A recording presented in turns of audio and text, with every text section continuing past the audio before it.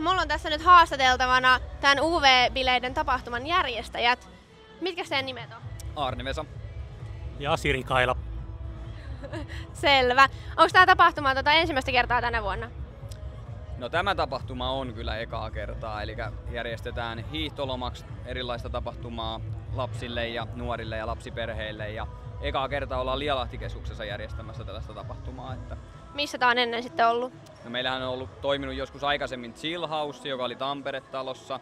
Ja siellä oli monenlaista toimintaa ja sitten on ollut viime hiihtolomalla niin joka alueella vähän erilaista toimintaa kanssa. Ja tää on nyt vähän tälleen hajotettu, että Tampereella joka puolella tapahtuu, ettei ole semmoista yhtä tiettyä paikkaa, missä ollaan, vaan kaikki tekee vähän omia juttujaan.